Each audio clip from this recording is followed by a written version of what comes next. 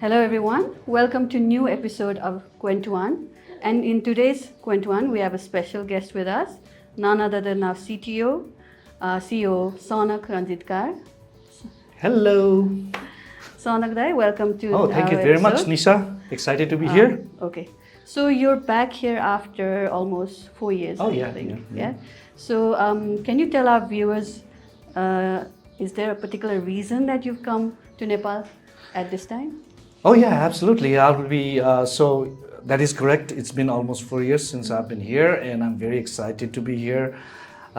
So I have many goals in mind. First and foremost is to meet you guys, the best Spiralogics team that I can ever imagine of. But on top of that, I was also working on this thing where we are trying to give back to the community. And one of the main agenda that I have this time is to promote or ignite the passion of STEAM to different demographics. So to promote that area. So for that we have many events planned. One of them is the Spartan, which is I'm very excited about, which is held on April 27th. And in that, it's a hackathon event where the students will participate in a competition style, and I'm really excited about that event. And there's going to be the panel discussion as well. And moreover, it's both fun and work, and the main goal of giving back to Nepal. I want to give this nice gift of technology and igniting the passion of STEAM to the kids in Nepal. So I'm really excited about that this time. So like you said, there's a lot of things happening. Yes. This time around, when you're, of course, every time there's a lot of things happening, but this time it's after like 4 years gap. So there's a lot of things that we have planned. Right. Yes. And one of the questions people usually ask you, I'm sure you've gotten this question as well, like, how do you have the energy and the time to, to do all those things? Like, you've been in this industry for like 20 plus years. Yes. There's still so much energy whenever you're in Nepal. So, like, what's the secret, basically? Right. Yeah. Not only in Nepal, I'm energetic in the US as well. But yes, because it's my passion. So the passion brings out the energy in me. Even though I'm not very young, still it carries over. And the other thing is there are two things: mental energy and the physical energy.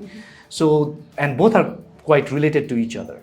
So I try to keep myself physically active as well, like going to the walks or riding a bike or something like that, because that keeps my mind energetic as well.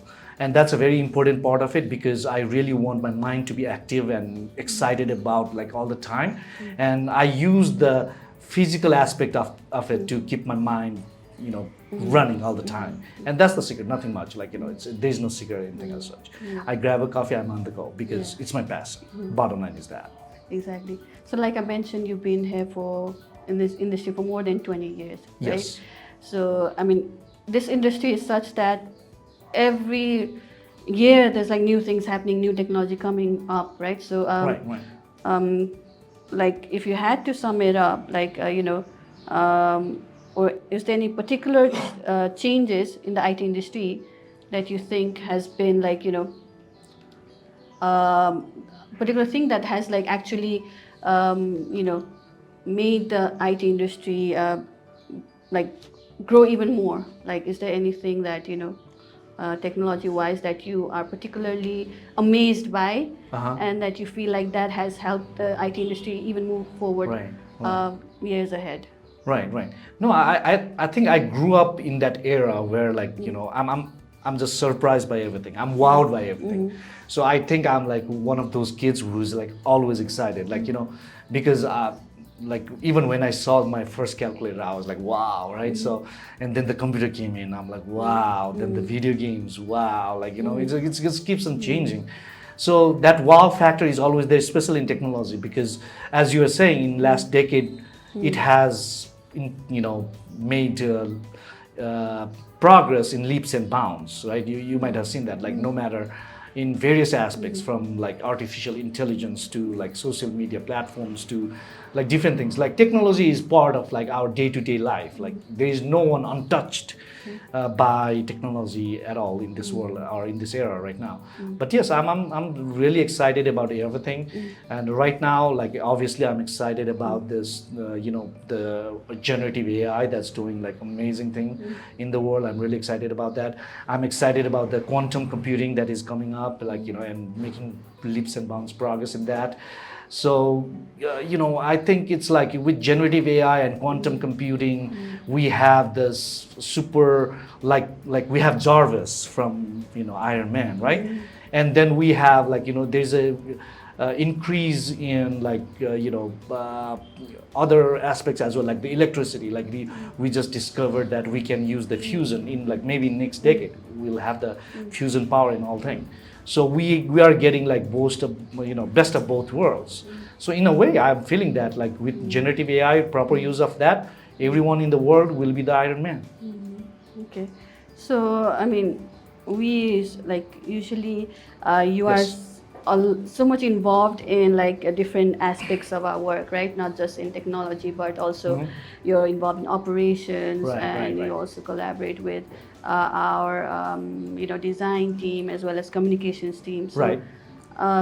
I'm just interested and a bit curious about like what does your like a day to day as a CTO, like how would you like if you had to describe your daily like a day in your life, like what things would you mean a involve it? typical day, Yeah. like not a Yeah. day like today, Yeah. where it's not a typical one, Yeah. right? But yeah, yeah, that's interesting. I'm no different than you. I sleep, I wake up, I have my coffee, I have my meal, I go to work, I come back home, play with kids. But as a CTO, when you ask that, that's a very interesting one, and that's very true, because I think it will be useful for emerging leaders like yourself, because you will be CTO someday as well, or some C level. So when you reach at the that management or the strategic level, how I divide my day is into three things. I plan, so I learn, and I execute, right? So those three words is my life's mantra, has always been. So basically, as a CTO, I do the same. So execution is day-to-day things like, hey, this project is getting done or not, talking with the clients, this and that, holding the meetings and all that, right? So that's one aspect which actually covers a lot of my time, and that's my least favorite, to be honest. But I have to as a CTO. Then other part which I really like is to plan, like, so the strategic planning, the tactical planning, like how I want to proceed this forward, like how can I make this thing work, like how can I innovate in this technology field and all that. So I invest some of my time. Whenever I get time from the execution, I invest my time on the planning. And just the planning is not important. I got to learn as well, right? So I invest my time into learning different things, learning new technologies, and whatever comes along the way. So learning is also a very important aspect of my day-to-day life. So if I have to divide my typical day as a CTO, would be, I do anything related to execution, and then I plan, and then I learn, and that cycle continues forever. Yeah. So you said like you do your usual days involves like when you start up, you said you sleep, have coffee and everything. Right. But because we're in a global company, right? So and you sometimes early in the morning, Right. we see you in the call, and some Right. late in the night we see you in the call. So for us, it seems like when do you actually get time to sleep and rest? Because we always see, because we work in a different time zone, so we always see you like whenever we need to reach out to you. Right. You're always available, or we're always in a call in the evening, in the morning. So so I just wanted to know, like, because we're a global team, right? And we have people from different work in different time zone, as well as we also work remotely since 2020 because of the lockdown. We shifted a bit more to remote work as well. So what are the challenges that you have had to experience, as CTO of the company, as someone in leadership role, the challenges, and how do you try to make sure that you're able to mitigate those challenges? Yeah, absolutely. Good question. So yes, at Spiralogics we hold global operations, as you said. Like we're 24/7 every time, and we have people in 4 countries and 3 continents, right? So that's amazing to have. Now, for global operations, yes, we did face many challenges, and also in the remote work, we faced many challenges. So to call back my memories, because I wanted to have this remote work culture, especially in Nepal, right? Because it was a culture already set up in the US or Canada. In those countries, remote work in IT was already a trend 10 years back. It was, not a new thing. But in Nepal, I faced a lot of challenges, and especially at that time, maybe 15 years back, when we were starting Spiralogics, the main problem at that time were not the people, but actually the infrastructure, like electricity was a big problem. Okay, the office could maintain the electricity, but from the home, electricity could go anytime, right? And the low internet speed. In office, we can afford to have best internet speed at that time, but at home it used not to be. So remote working was not even an option because of the external infrastructure challenges than from the company side. So that was the main challenge, but it got solved. Now I'm so happy, like Nepal's infrastructure is very well equipped. With the electricity and the internet being so good, it is so well equipped to go into the remote work pattern, and it has helped everyone, right? Like as you can see, like we can work anytime, and we can talk to people at any time, and it completely changed the concept of how we work. Like before, the work used to be like, hey, I work 9 to 5 job. Yeah. It's not 9 to 5 anymore. You can go pick up your kid at 2 in the afternoon, no problem. But you might be talking to some guy in the US at 11 at night. So that has completely changed the dynamics of how we work, and actually it has made us much more productive and much more impactful. So that way we can shine in the global platform, and that's amazing. And Nepal is in that step now. There are no outside challenges, I would say, right now, and it's the right time to get into remote work, especially in the IT field. Yeah, definitely. I've also seen, like, personally, like you talked about, how we are able to manage our time with family and with work, and it's given us the flexibility.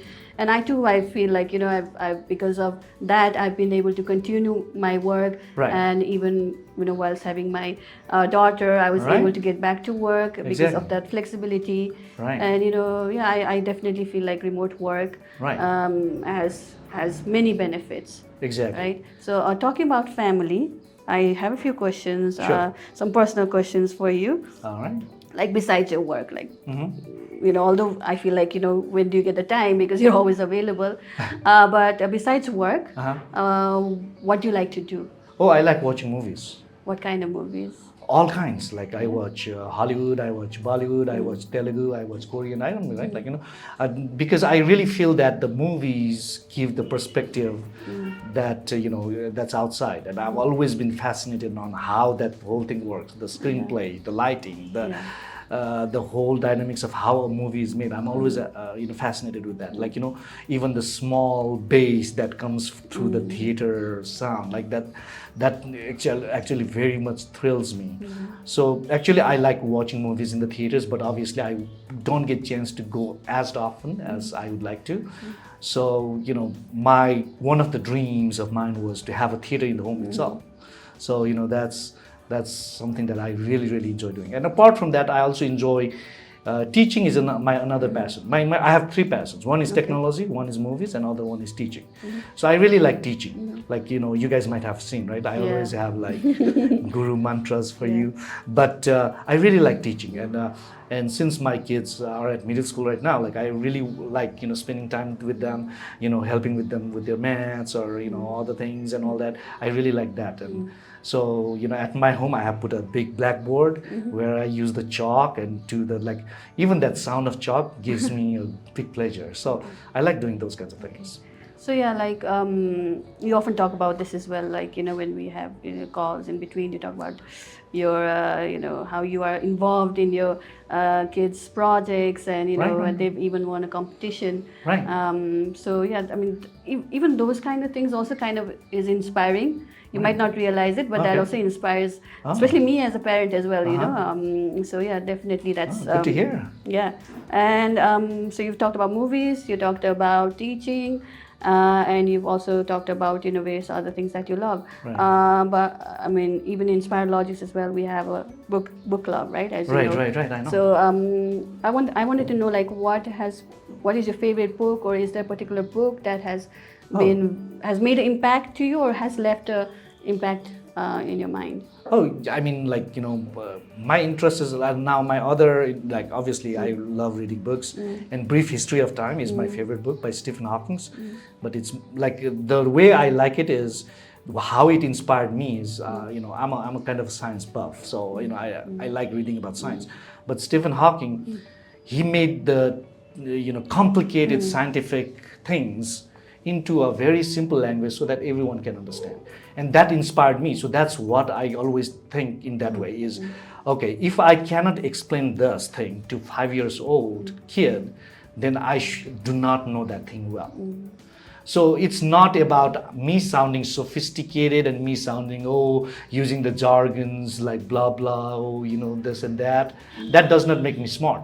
I know my thing if I can explain my thing in the simplest way possible. So you might have noticed that as well. Like when I'm giving you, I'll give anecdotes and try to make as if like you understand no matter how much you do not know about that area. So I was really impressed by Brief History of Time by Stephen Hawking because of that, because he made it so simple, such a sophisticated concept into such simple words. So I was really impressed by that. And another thing is time is another thing which I'm really fascinated about.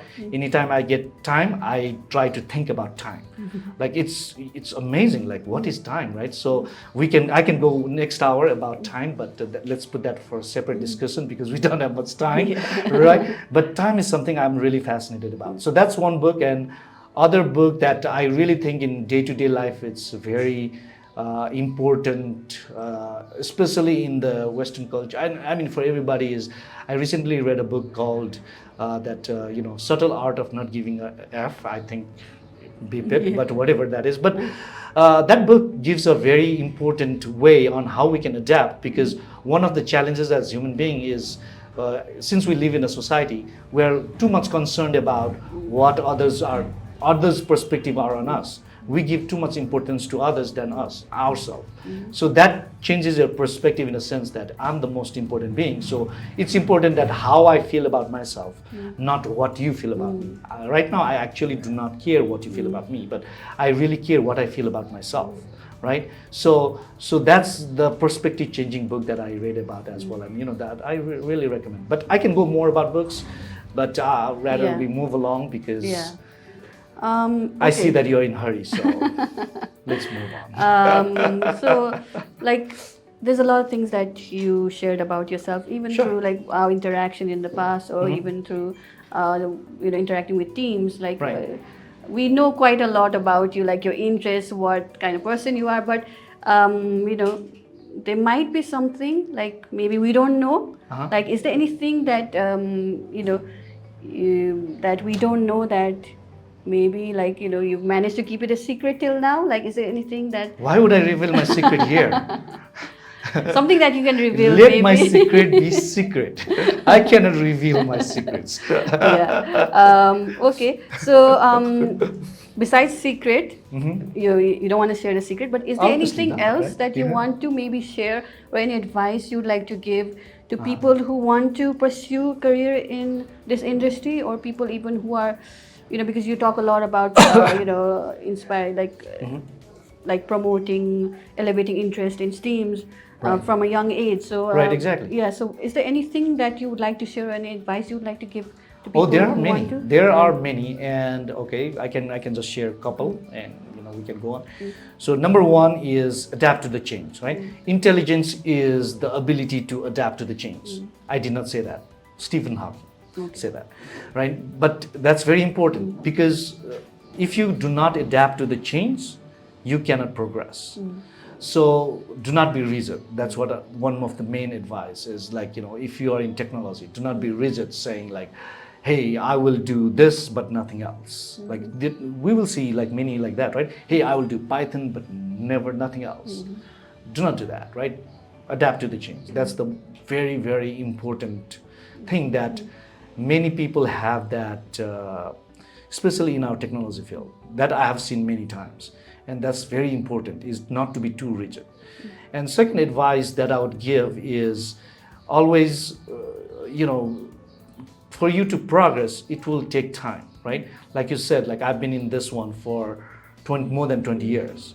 Still I'm learning new things. Still I'm doing things. And I have like, 20 more years to contribute, right? So our career is a long journey. Don't take it as like, short snippets. Like, so don't get frustrated if you fail, right? Don't get frustrated if you make mistakes, because failures and mistakes are the ones which will make you succeed in the long run. So actually, when you are young, try to make mistakes, not big ones, but but learn from it. Like, mistake is not a mistake as long as you are learning from it. But if you make the same mistake again, then it's a real mistake. Okay, so that's another thing. And obviously, like, always plan and learn before you execute. Like many people, they just jump in. Oh, I gotta do this, I'll do it right now, right? So instead of that, like, okay, so we are doing this, like you did, like maybe before this interview, you might have planned it, right? And you might have learned something about it too, like how to write the questions.